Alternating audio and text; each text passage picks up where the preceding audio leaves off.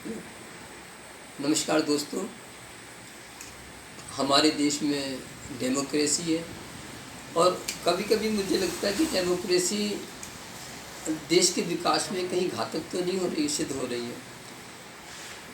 70-72 सालों में जहाँ हमें आज़ादी के बाद होना चाहिए था, हम वहाँ नहीं पहुँच पाए अभी तक। और उसका कारण ये है कि हमारे विभिन्न दलों के जो नेतृत्व है उनके बीच में नेशनल कॉमन मिनिमम प्रोग्राम ही नहीं है। कोई देश को कैसे आगे बढ़ाना है, कौन सी हमें दिशा देनी है, क्या डायरेक्शन देना है, इस बारे में कोई एक मत है ही नहीं।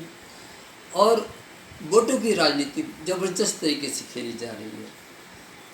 1960-70 के दशक में जब AMPC एक्ट को किसानों के पैर में जंजीर और गले में फंदा, जिसको मैं मानता हूँ, लेकर आया गया था कि किसान को बांध दिया गया कि अपनी फसल को सिर्फ मंडी में ही बेच पाएगा। ये कहाँ की तुक थी? मुझे नहीं लगता ये अध्यादेश उस समय भी जब लाया गया था तब सही था, तब भी सही नहीं था। क्योंकि कई बार मंडी के बाहर जाके अच्छी उपज की जो रिसिप्ट है वो अच्छी मिल जाती है, लेकिन किसान मजबूर था मंडी में ले जाने के लिए माल को। उसका अधिकारी भी प्रेशराइज करते थे कि आप मंडी में ही माल बेचेंगे। मुझे याद है कि अब से 15-20 साल पहले मेरा एक केस इनकम टैक्स में आया था और वो किसान थे, और किसान होने के नाते जब उनसे कहा गया कि हमसे कहा गया कि आप अपनी मंडी की रसीदें दिखाइएगा। अब मंडी की रसीदें, मंडी में माल बेचे ही नहीं था, मंडी के बाहर बेचा था। बोले नहीं, आपको मंडी की रसीदें दिखानी पड़ेंगी तभी आपने फसल बेची है, इसका एविडेंस माना जाएगा। मेरे पास ज़मीन है, कल्टीवेशन है, खतौनी खसरा से प्रूव हो रहा है कि मैंने कल्टीवेशन किया है, फिर भी अधिकारी नहीं मान रहा था, मनमानी थी। वो तो शुक्र है कि वो जिस जगह के किसान थे वहाँ पर मंडी समिति थी ही नहीं।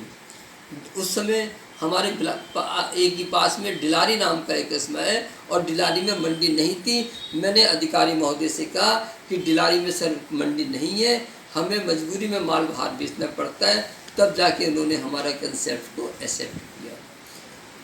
अब मैं देख रहा हूँ कि वर्तमान सरकार ने ये 3 अध्यादेश किसानों के हित के लिए लाए गए हैं, उसका भारी विरोध हो रहा है। और विरोध कौन कर रहा है? जो इस अध्यादेश को लाए थे।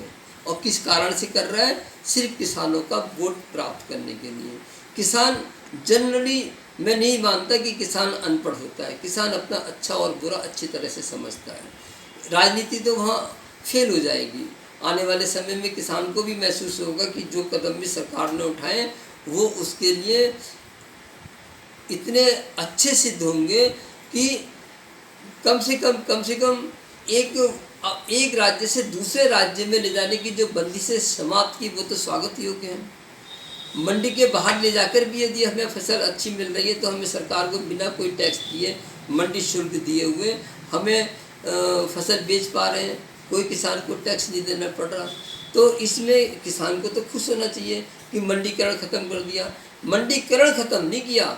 जो किसान बेचना चाहता है मंडी में जाके फसल को, वो मंडी में जाके फसल बेचे।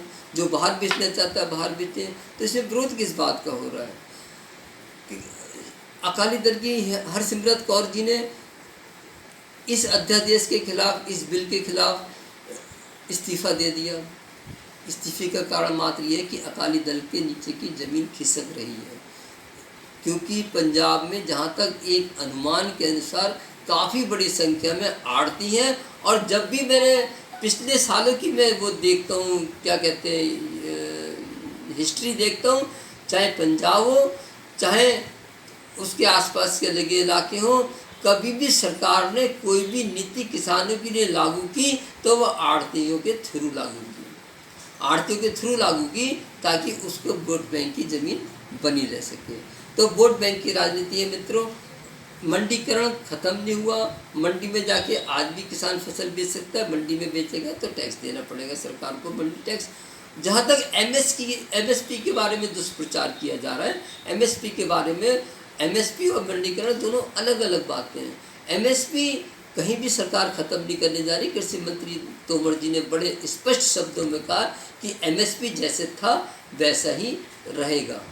अब रही बात कि लोगों को बरगलाया जा रहा है कि बड़े बड़े उद्योगपति हैं वो कॉन्ट्रैक्ट राजनीति कृषि के जरिए आपकी फसल को खरीद लेंगे, तो वो तो अभी भी कर सकते हैं, क्या कोई रोक लेगा? यदि अडानी, अंबानी या XYZ कोई भी उद्योगपति चाहे तो वो आड़ती के थ्रू अभी भी खरीदता है। बड़ी बड़ी कंपनियां, बड़े बड़े एक्सपोर्टर KRBL और जिनके हम नाम सुनते थे वो अभी भी खरीदते थे आड़ती के थ्रू, तो अभी भी खरीद सकते हैं, उसमें तो कोई दिक्कत नहीं है। वहाँ तो यथास्थिति है।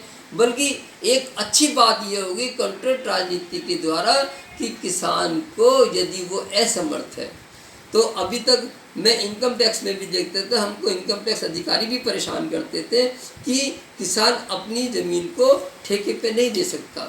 सिर्फ एक विडो लेडी, हैंडीकैप या आर्मी पर्सन, इसी तरह की कैटेगरी थी जो ज़मीन को ठेके पे दे सकते थे, बाकी लोग नहीं दे सकते थे। लेकिन अब इस अध्यादेश से कोई भी व्यक्ति यदि वो सक्षम नहीं है कृषि करने में, अपनी कॉन्ट्रैक्ट के द्वारा यदि वो पैसा कमा रहा है, तो वहाँ कहाँ दिक्कत आ रही है?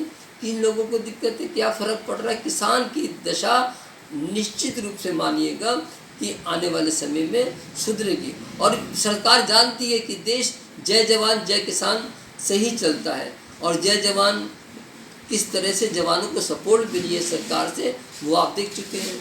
जय किसान कहने का समय भी आ गया। किसानों को हित में बहुत सारे कदम उठाए गए। सब्सिडी वाला कदम भी किसानों के हित में था, हालांकि उससे कुछ परेशानियां हुई, व्यावहारिक रूप से परेशानी हुई, किसान थोड़े समय के लिए परेशानी हुई, लेकिन 1-2 साल में मित्रों आप मानेंगे कि 1-2 साल में ये स्थिति बिल्कुल ही चेंज हो जाएगी।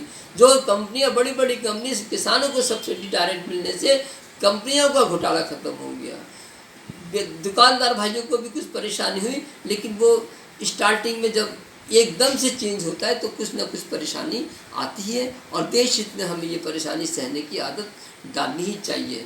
तो मित्रों, ये आज बड़े दुर्भाग्य का विषय तो ये है कि चाहे वो देश हो या समाज हो, सच को सच कहने वाला ही कम होते जा रहे हैं, अच्छे को अच्छे कहने वाले कम होते जा रहे हैं, सच को सच कहने वाले कम होते जा रहे हैं। यदि कोई अच्छा काम कर रहा है तो उसकी कोई तारीफ़ नहीं करता, कोई मोटिवेट नहीं करता।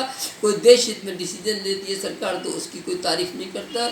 कोई मतलब समाज में यदि 2 लोगों के बीच में मानो छोटे स्तर पे भी यदि झगड़ा होता है तो शक्ल देख के हम लोग निश्चय लेते हैं। निष्पक्ष होकर बात करने वाले लोगों की संख्या इस देश में कम होती जा रही है, जो का एक अच्छा चिन्ह नहीं है, अच्छी पहचान नहीं है, अच्छे पढ़े लिखे सभ्य समाज की पहचान नहीं है। गलत को गलत और सही को सही कहने की आपके अंदर हिम्मत होनी चाहिए। इसीलिए मैं कहता हूँ आप लोगों से आग्रह है मेरा कि इस अध्यादेश का किसान भाई समेत सभी लोग प्रचार और प्रसार करें और किसानों को समझाएं कि जो भी कदम सरकार ने उठाए वो उनके हित में उठाएं। थैंक्स।